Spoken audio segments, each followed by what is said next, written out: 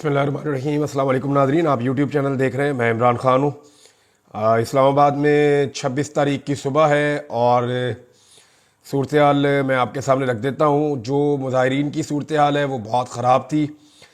थोड़ी देर पहले हमने मनाज़र देखे कि लोग सड़कों के किनारे बैठे हुए हैं, वो दो दो दिन से जाग रहे हैं। बदतरीन शेलिंग का उन्होंने सामना किया है। पुलिस को या रेंजर्स को तो आराम करने का मौका मिलता है, वो शिफ्टों में काम करते हैं, लेकिन ये जो पाकिस्तानी है ये लगातार आ रहे हैं, इन्हें आराम करने का मौका भी नहीं मिलता। तो फजर की नमाज के बाद लोगों को सड़कों के किनारे पे शिवरिंग करते हुए, कांपते हुए, चादरों में लिपटे हुए, घंटे के लिए आराम करते हुए देखा। और उसके बाद फिर पाकिस्तान तहरीक इंसाफ रवाना हो गई कि जी हम डी चौक पहुंचेंगे। बुशरा बीबी ने कारकुनों से बात करते हुए एक बात बताई। उन्होंने कहा कि मुझे इमरान खान ने ये कहा था कि अगर मेरी अपनी वीडियो भी आ जाए तो डी चौक के अलावा कहीं और नहीं जाना। यानी ये मैं क्लैरिटी के साथ आपको, यानी उनको इतनी क्लैरिटी है कि जाना ही डी चौक में है। और इमरान खान साहब से ज़बरदस्ती अगर कोई वीडियो आ भी जाती है तो इमरान खान साहब ने खुद कहा था कि ये मेरा फैसला है, आप लोगों ने जाना डी चौक ही है, चाहे मेरी वीडियो बना के भी आपके पास कोई ले आए। तो अब वो डी चौक की तरफ जा रहे हैं। जो 26 नंबर चुंगी है वो रात को अबूर हो गई थी, जैसा कि मैंने आपको आखिरी वीलॉग में बताया कि आधी रात को कारकुनों ने उसको क्रॉस कर लिया था। और वो क्रॉस कैसे हुई, उसके बाद एक हादसा हुआ इस्लामाबाद में।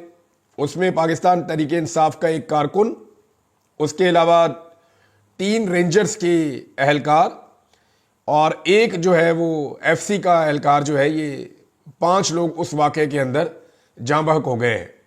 ये वाक़या कैसे हुआ, इसके ऊपर जो है वो पाकिस्तान का इलेक्ट्रॉनिक मीडिया उसको फौरी तौर पर जगाया गया। और बहुत सारे ऐसे सहाफ़ी जो पाकिस्तान तहरीक इंसाफ से बहुत नफरत करते हैं, उन्होंने खबर ऐसे दी कि तहरीक इंसाफ में से कोई बंदा गाड़ी लेकर आया और उसने रेंजर्स पे और पुलिस पे चढ़ा दी गाड़ी और अटैक कर दिया, और इसको एक मंसूबे के तहत एक हमला करार दिया गया। एक और सहाफ़ी जो पहले पैमरा के चेयरमैन भी रहे, अफसार आलम साहब, उन्होंने कहा जी कि तोड़ फोड़ हो रही है, चीज़ों को तोड़ा जा रहा है, हमले किए जा रहे हैं, मीडिया की गाड़ियों के ऊपर अटैक किया गया है। तो यहाँ पे जो बाकी सहाफ़ी उन्होंने कंफर्म किया जी मीडिया की गाड़ियों पे बिल्कुल अटैक हुआ है और कुछ तोड़ फोड़ भी हुई है, लेकिन ये जिस जगह पे हुई है वहाँ पे पाकिस्तान तहरीक इंसाफ का कोई बंदा अभी तक पहुँचा ही नहीं है। ये जहाँ पे एहतजाज होना है बाद में, ये वहाँ हुई है। और ये नामालूम अफराद आए, नकाब पहन के आए, इनके हाथों में एक जैसे लोहे के रॉड थे और इन्होंने आकर ये एक्टिविटी की है। और जिन लोगों की गाड़ियाँ टूटी हैं उन्होंने खुद बताया है कि जनाब ये पाकिस्तान तहरीक इंसाफ से इन लोगों का कोई ताल्लुक नहीं है, ये कोई शरपसंद अनासिर है और ये कोई फॉल्स फ्लैग किस्म की कार्रवाई कर रहे थे ताकि पाकिस्तान तहरीक इंसाफ पर डाली जा सके। देखिए, रियासत और रियासती इदारों को ये सोचना पड़ेगा कि कब तक अपनी आवाम के साथ लड़ना है। ये तो जो पॉलिटिकल पार्टी इस वक्त इक्तदार में है, जिनको बिठाया गया है, इनके पास बैंडेड तो है नहीं, उन्हें पता है वो बर्बाद हो जाएंगे। इस्लामाबाद के तीनों MNA जो हैं वो जाली फार्म 47 पे हैं, तो किसी के लिए भी मुमकिन है कि अपने 20-25 आदमी जो हैं वो शामिल करके शरपसंदी करवा दें या कारकुनों के पहुंचने से पहले कोई ऐसी एक्टिविटीज़ करवा दें, आग लगवा दें, कोई काम खराब कर दें। तो किस किस पे नज़र रखेंगे? लेकिन जो पाकिस्तान तहरीक इंसाफ के कारकुन हैं उन्हें नज़र रखनी पड़ेगी। अब ये वाक़ा जो हुआ, जो एक हादसा हुआ है जिसमें लोग जाँ बहक हुए, इसको कहा गया पाकिस्तान तहरीक इंसाफ ने अटैक किया है, लेकिन 2 वीडियोज़ ने सारी की सारी कहानी खोल कर रख दी है। मैं आपको तफसीलात इसकी बता देता हूँ। सबसे पहले आप नंबर देख लें। 3 रेंजर्स के एहलकार हैं, एक एफसी का एहलकार है, एक आम शहरी है, और ये जो आम शहरी है ये भी 6 माह पहले एफसी से रिटायर हुआ है। इस आम शहरी का जो नाम है, इसका नाम मोहम्मद इलियास है। इसके भाई का इंटरव्यू लिया मुतीउल्लाह जान साहब ने और उन्होंने इसको चलाया और उन्होंने ये सारा मामला खोला है और 2 वीडियोज के साथ ये सारा मामला खुल गया। हुआ ये, जो अभी तक कहानी समझ आ रही है, कि 6 नंबर चुंगी के ऊपर बड़ी जबरदस्त किस्म की शेलिंग हो रही थी। और ये बात अहमद फराद साहब ने और बहुत सारे वहाँ जो एहतजाज करने वाले मुजाहिरीन हैं उन्होंने ये बात बताई कि इतनी ज़्यादा शेलिंग हुई कि हमने माजी में कभी नहीं देखी। एक मिनट में 20-20, 25-25 शेल जो है वो फायर किए जा रहे थे और इतनी शदीद शेलिंग में शेल ख़त्म होना शुरू हो गए। तो जब शेल ख़त्म हुए और मुजाहिरीन नहीं रुके और बहुत करीब पहुँच गए और चारों तरफ से घेरा पड़ना शुरू हुआ, तो शेल ख़त्म होने पर सिक्योरिटी फोर्सेज ने वहाँ से निकलने का फैसला किया। गाड़ियां उनके हक़ में खड़ी थी, उनको वहां से निकलना था।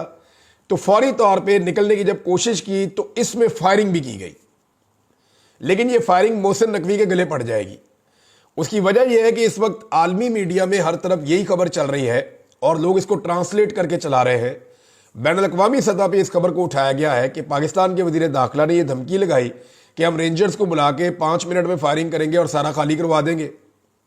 और उसके कुछ देर के बाद वहां पे फायरिंग हो गई और उस फायरिंग के अंदर 20 लोगों को गोलियां लग गई। वहां पाकिस्तान तहरीक इंसाफ के 2 कारकुनों की जो है वो शहादत भी रिपोर्ट हुई है। तो 3 कारकुन पाकिस्तान तहरीक इंसाफ के जो मीडिया रिपोर्ट्स हैं उनके मुताबिक मैं आपको बता रहा हूं, मीडिया रिपोर्ट्स के मुताबिक 3 कारकुन पाकिस्तान तहरीक इंसाफ के शहीद हो गए हैं। और फ्रंटियर पोस्ट की रिपोर्ट है और वो ये कह रही है कि 3 कारकुन पाकिस्तान तहरीक इंसाफ के जो एहतजाज करने के लिए आए हैं वो जाँ बहक हो गए हैं और ये कन्फर्मेशन आ चुकी है। उसके बाद वहां से जब रेंजर ने और पुलिस ने निकलने का फैसला किया, एफसी ने निकलने का फैसला किया, तो पीछे गाड़ियां खड़ी थी। अब ये जो वीडियो एक नजर आई है उसमें ये दिखाया जा रहा है कि ये गाड़ियां बहुत रफ्तार में वापस गई हैं, क्योंकि पीछे इस्लामाबाद और रावलपिंडी के नौजवान खड़े थे सड़कों के किनारे पे, जो काफिले के आने का इंतजार कर रहे थे। और वो कभी पत्थर मारते थे और उन्होंने सड़क के किनारे पे आगे भी लगाई हुई थी। तो ये पैनिक करते हुए निकले हैं और रास्ते में इन्होंने फायरिंग भी की है, जो फायरिंग की आवाज भी आ रही है और कुछ शहरी जो है उसके अंदर बोल भी रहे हैं कि हम पे फायरिंग क्यों कर रहे हैं, ये कैसे फायरिंग कर सकते हैं। तो वो गाड़ियां इतनी रफ्तार में गई हैं और कुछ गाड़ियों ने लोगों की तरफ भी गाड़ियां मोड़ी हैं। इसकी बाकायदा वीडियोज मौजूद हैं। उस वक्त कुछ एहलकार गाड़ी में से गिरे हैं और पिछली गाड़ियां उनके ऊपर चढ़ी है। ये मुतीउल्लाह जान साहब ने रिपोर्ट किया। अब जो शहरी शहीद हुआ, जो रिटायर्ड एफसी का मुलाजिम है सफीर अली, उसका भाई है। यानी जो शहीद हुआ उसका नाम है मोहम्मद इलियास, जिसकी जान चली गई। सफीर अली उसका भाई है। ये शहीद होने वाला 3 रेंजर्स और 1 एफसी वाले के साथ शहीद हुआ है। यहां पे इस वाक़े में 5 लोग शहीद हुए। अब ये जो मोहम्मद इलियास है, इसका भाई सफीर अली कहता है जी मैं मौके पे मौजूद था, हम लोग सामने वाली तरफ खड़े होकर देख रहे थे कि क्या हो रहा है और हम पाकिस्तान तहरीक इंसाफ के एहतजाज को सपोर्ट कर रहे थे। इतने में ये गाड़ियां बहुत तेजी से भागी, इनके पास शेल खत्म हो गए थे और ये वहां से निकले हैं और ये बहुत तेजी से लोगों के ऊपर गाड़ियां चढ़ गई हैं। जब उनसे पूछा गया तो आपको कैसे पता किन की गाड़ियां हैं, तो उन्होंने कहा जी कि वो बाकायदा नजर आ रही थी कि वो सिक्योरिटी फोर्सेज की गाड़ियां, उनके ऊपर उनके वो लिखे हुए थे, वो रेंजर्स की और पुलिस की गाड़ियां थी। और उनका भाई जो है वो इस वाक़े के अंदर जिंदा नहीं बचा, वो चले गए पुलिस स्टेशन। अब वो ये बताते हैं कि पुलिस स्टेशन में मेरे पे दबाव डाला गया कि आप इस मुकदमे का इल्ज़ाम पाकिस्तान तहरीक इंसाफ पे लगा दें। यदि पुलिस ने मेरे पे बहुत दबाव डाला तो मैंने पुलिस से कहा जी मैंने खुद देखा, मेरे पास और भी गवाह है, सरकारी गाड़ियों के नीचे आके मेरा भाई जो है वो मरा है, तो मैं तो मुकदमा वहां पे करूंगा और मैं सही बात लिखवाऊंगा मुकदमे में, मेरा एक ही भाई था वो कह रहा है, तो मैं क्यों झूठ बोलूं। तो फिर पुलिस ने उसको वहां से निकाल दिया और ये कहा कि हम अपनी मुद्दईयत में मुकदमा खुद ही दर्ज कर लेंगे, हम तेरा मुकदमा दर्ज नहीं कर सकते। उसको धमकियां भी दी और उसको वहां से वो कहता है जी मुझे निकाल दिया। अब ये इंसिडेंट है जो एक बंदे के भाई ने भी बता दिया और वो वीडियोज भी उसको सपोर्ट कर रही है। तो है बड़ा अफसोसनाक वाकया, इंतहाई अफसोसनाक वाकया है, लेकिन इसको एक हादसा करार दिया जा रहा है। वैसे भी एक बात है कि जो लॉन्ग मार्च के साथ गाड़ियां आई हैं या पाकिस्तान तहरीक इंसाफ की अगर गाड़ियां हैं तो वो तो भी कंटेनर हटा रहे थे, वो तो भी बहुत पीछे थे और कंटेनर्स की इस तरफ तो किसी की गाड़ी आ ही नहीं सकती थी उस वक्त। और जो कीड़ी की रफ्तार के साथ काफिला चल रहा है, बहुत स्लो स्लो स्लो स्लो आगे बढ़ रहा है, उसकी गाड़ी ऐसे 100 की रफ्तार पे इतनी तेज तो नहीं जाएगी ना, वो तो जा ही नहीं सकती और अकेली गाड़ी यहां तक आएगी क्यों। तो ये कॉमन सेंस की भी बात है, लेकिन ये बड़ा अनफॉर्चुनेट इंसिडेंट है। ये वाकया नहीं होना चाहिए था, इसको अवॉइड किया जा सकता था लेकिन नहीं किया गया। इमरान खान की बहनों ने और बुशरा बीबी ने बड़ा क्लियरली कहा कि जी हम जाएंगे डी चौक। इमरान खान साहब को मुख्तलिफ ऑप्शन पेश किए गए, गुज़िश्ता रात भी पेश किए गए, लेकिन इमरान खान साहब ने इस दबाव को बर्दाश्त किया। उनके अपने लोग भी उनके बाद भेजे गए लेकिन इमरान खान साहब नहीं माने। अब डी चौक और मुजाहिरीन के बीच में आखिरी जगह पे 0 पॉइंट के आसपास की G10 का इलाका है। मुझे इस्लामाबाद के इलाकों में ज़्यादा नाम भी याद नहीं रहते, लेकिन G10 का इलाका है जहाँ पे रेंजर और पुलिस मौजूद है और वहाँ शदीद शेलिंग हो रही है। जो वहाँ से रिपोर्टर रिपोर्टिंग कर रहे हैं उनसे मेरी बात हुई और मैंने कुछ उनसे जो विजुअल्स आए वो मैंने देखे, तो यहाँ पे शदीद शेलिंग और रबड़ की बुलेट चल रही हैं और पाकिस्तान तहरीक इंसाफ के कारकुन इसके बावजूद थोड़ा थोड़ा आगे बढ़ते जा रहे हैं। अब ये लोग अगर इसी रफ्तार से आगे बढ़ते रहेंगे तो ये रुकावट क्रॉस करने के बाद ये स्ट्रेट अवे जाएंगे डी चौक में। इस्लामाबाद में आइन की दफा को इस्तेमाल करते हुए فوج کو طلب کر دیا گیا ہے. 53 بریگیڈ آپ کو پتا ہے اسلام آباد میں آتی ہے ہمیشہ, تو اس کو طلب کیا گیا. اس سے پہلے جب فوج طلب کی گئی تھی تو SCO کی کانفرنس ہو رہی تھی, جسے آپ شنگھائی تعاون تنظیم کا اجلاس کہتے ہیں. وہ جب پاکستان میں ہو رہا تھا, جب پہلے گنڈا پور آئے تھے لوگوں کو لے کر, اس وقت طلب کیا گیا تھا. تو فوج کے حوالے سے کچھ لوگوں نے یہ کہا جی کہ اسلام آباد کو فوج کے حوالے کر دیا گیا ہے. ابھی تک کیونکہ نوٹیفیکیشن سامنے نہیں آیا, کچھ لوگ یہ کہہ رہے ہیں جی فوج کو ریڈ زون میں تعینات کیا گیا ہے یا سیکورٹی کی ڈیوٹی کے اوپر لایا گیا ہے.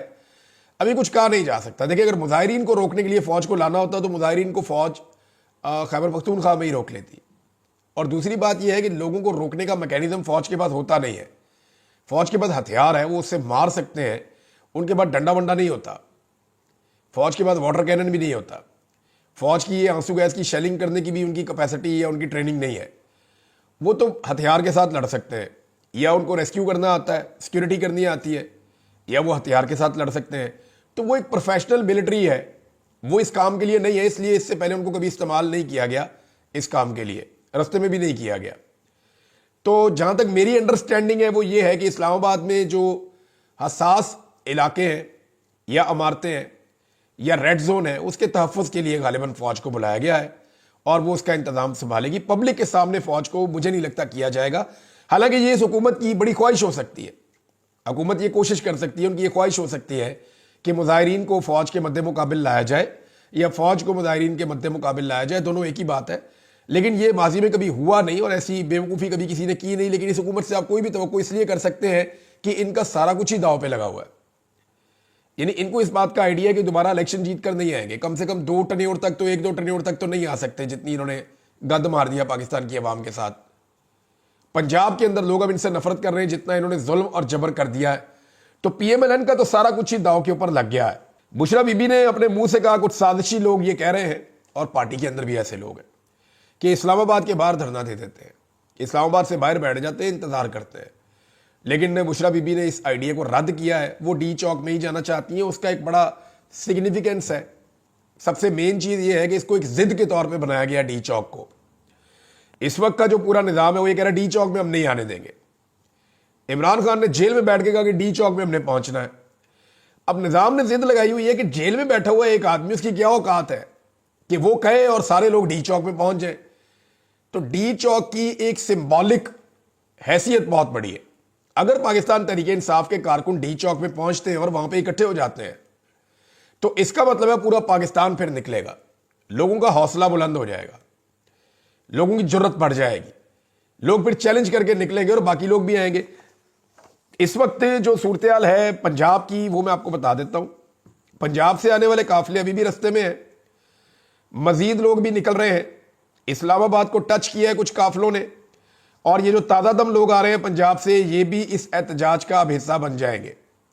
رات کو پنجاب کے قافلے مختلف جگہوں پہ رکے تھے, اب وہ آگے بڑھ رہے ہیں اور آہستہ آہستہ پنجاب کے شہری بھی اس احتجاج کا حصہ بنتے جا رہے ہیں. مجھے لگتا ہے یہ ٹیسٹ میچ ہے, یہ بھی چلے گا.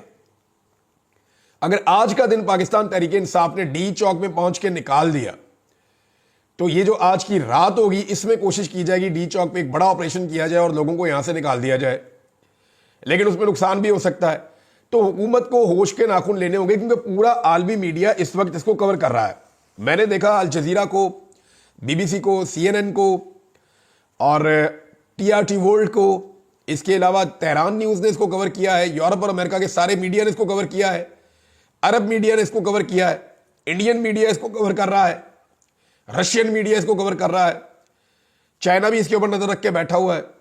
تو یہ عالمی سطح کی خبر بن رہی ہے. یہ کوئی نارمل واقعہ نہیں ہے کہ کرفیو جیسی سچویشن میں لوگ نکلیں اور نکل کر اپنے ہدف تک پہنچیں. جن لوگوں کو گولیاں لگی ہیں اس کے اوپر پاکستان تحریک انصاف میں شدید رد عمل ہے, سب اس کی مذمت کر رہے ہیں اور سب کو مذمت کرنی بھی چاہیے. اسٹیٹ فائرنگ عوام کے اوپر نہیں کرنی چاہیے. لوگ نہتے ہیں اور لوگ صرف اپنے سیاسی مطالبات لے کر آ رہے ہیں اور وہ یہ کہہ رہے ہیں کہ بے گناہ عمران خان جیل میں قید ہے لہٰذا اس کو رہا کیا جائے. جبکہ عمران خان کے 3 مطالبات ہیں. وہ یہ کہتے ہیں جی مینڈیٹ واپس کرو, 26ویں آئینی ترمیم واپس کرو اور جو بے گناہ قیدی ہیں ان سب کو رہا کیا جائے. علیمہ خان نے کہا کہ جی صرف عمران خان کو نہیں, ہم نے باقی سارے بے گناہ قیدی جتنے بھی ہیں ان سب کو بھی رہا کروانا ہے اور ان کو رہائی کروائے بغیر ہم واپس نہیں جائیں گے. اور ایک بات جو پاکستان تحریک انصاف اب کہہ رہی ہے اور بار بار کہہ رہی ہے کہ اگر اب مذاکرات ہوں گے تو عمران خان کی رہائی کے بعد ہوں گے. اب آج کے دن میں عمران خان صاحب کے راولپنڈی والا کیس لگا ہوا ہے. اگر وہاں پہ عمران خان صاحب کا مزید ریمانڈ نہیں ہوتا تو پھر آپ چیزوں کو سمجھنا شروع کریں کہ اب کس طرف جائیں گی. اور کل جو ہے وہ لاہور میں عمران خان صاحب کی 8 کیسز میں ضمانت لگی ہوئی ہے. اگر وہاں پہ عمران خان صاحب کی بیل ہو جاتی ہے تو پھر آپ کو آئیڈیا ہو جانا چاہیے کہ نظام یہ سمجھ گیا ہے کہ اس آدمی کو مزید اندر رکھنا نظام کے بس کی بات نہیں ہے. یعنی اگر یہ احتجاج نہ ہوتا تو میں آئی ایم 100% شیور کہ پاکستان تحریک انصاف اس لیول کا احتجاج نہ کرتی تو کبھی بھی یہ نظام عمران خان کو جیل سے باہر نہیں آنے دیتا. وجہ یہ ہے کہ اس نظام کو عمران خان کے جیل سے باہر آنے کی صورت میں ایک بہت بڑی شکست نظر آ رہی ہے جو ان کے سروائیول کے لیے بھی مشکل ہو سکتا ہے. لہذا عمران خان صاحب کے باہر آنے کا یہ جو رستہ ہے یہ پاکستان تحریک انصاف کی ایک طرح سے مجبوری بھی ہے. اب ناظرین اس وقت جہاں شیلنگ ہو رہی ہے G10 پہ، وہاں صورتحال یہ ہے کہ تھوڑی دیر پہلے میڈیا نے رپورٹ کیا کہ ہوا پولیس کی طرف ہو گئی ہے اور یہ جتنے شیل پھینکتے ہیں وہ پاکستان تحریک انصاف کو جتنا ڈیمیج کر رہے ہیں اتنا ہی پولیس کو بھی کر رہے ہیں، کیونکہ بہت تیزی سے شیلز کا دھواں پولیس کی طرف آ رہا ہے. رپورٹر جو اس کو رپورٹ کر رہے تھے ان کی بھی حالت خراب تھی. G11 G10 یہ علاقے کراس ہوتے چلے جا رہے ہیں. آئی جی اور جو پولیس ہے وہ اپنے پولیس والوں کو بار بار بلا رہے ہیں کہ آگے آؤ، آ کر مقابلہ کرو، لیکن پولیس کی ہمت اب دم توڑ گئی ہے. رینجر جو ہے وہ بھی اب تقریباً شیل ختم ہونے کے بعد سے لے کر اب تک جو سچویشن ہے وہاں پہ وہ کتنا مقابلہ کرے گی. کارکنوں کا مقابلہ ناممکن ہوتا چلا جا رہا ہے. فوج کو طلب کیا گیا ہے جو کبھی بھی عوام کا مقابلہ نہیں کرتی، عوام کے مد مقابل اپنے آپ کو لا کر سامنے کھڑا نہیں کرتی، وہ صرف شر پسندوں کے لیے یا حساس مقامات کی حفاظت کے لیے وہ اس کام کے لیے استعمال ہوتی ہے. ابھی میں کچھ کہہ نہیں سکتا کہ یہ کیا کریں گے، لیکن ایکچولی وہ اسی کام کے لیے استعمال ہوتی ہے. ناظرین امریکہ سے ظلم خلیلداد کا ایک اور سٹیٹمنٹ آیا. یہ ٹرمپ کی ٹیم کا حصہ ہیں اور ٹرمپ کے ساتھی ہیں. وہ یہ کہہ رہے ہیں کہ shooting civilians for peacefully expressing their will disgraceful. وہ مذمت کر رہے ہیں جی کہ جو یہ فائرنگ کی گئی ہے سویلینز کے اوپر جو اپنے احتجاج کر رہے ہیں اپنے حقوق کے لیے، یہ ٹھیک نہیں ہے. اور ساتھ ہی انہوں نے جو کہا کہ پاکستانی ملٹری کو انہوں نے مخاطب کرتے ہوئے کہا کہ جناب ان کا کوڈ آف آنر جو ہے should not allow such violence against their own people، یعنی لوگوں کے خلاف اس قسم کا پرتشدد معاملہ نہیں ہونا چاہیے. تو اس سے آپ کو پتہ چلتا ہے کہ جو موجودہ ٹرمپ ایڈمنسٹریشن آنے والی ہے امریکہ میں حکومت میں، ان کے دماغ میں کیا چل رہا ہے اور وہ اس سارے ایپیسوڈ کو کیسے دیکھتے ہیں. اب وہ اس کو دیکھ رہے ہیں اس انداز میں کہ جیسے پاکستان کے اندر it's not between the government and the people, وہ اس کو ملٹری اسٹیبلشمنٹ اور عوام کے بیچ کی کوئی چیز سمجھ رہے ہیں یا پولیٹیکل پارٹی کے بیچ کی کوئی چیز سمجھ رہے ہیں. تو یہ ان کی انڈرسٹینڈنگ اس طرف جا رہی ہے. اب یہاں پاکستان میں کچھ بڑے اہم فیصلے اب کرنے ہوں گے، ورنہ آنے والا وقت بڑا مشکل ہوتا جائے گا پاکستان کے لیے. اب تک کے لیے اتنے، اپنا خیال رکھیے گا، اپنے چینل کا بھی. اللہ حافظ.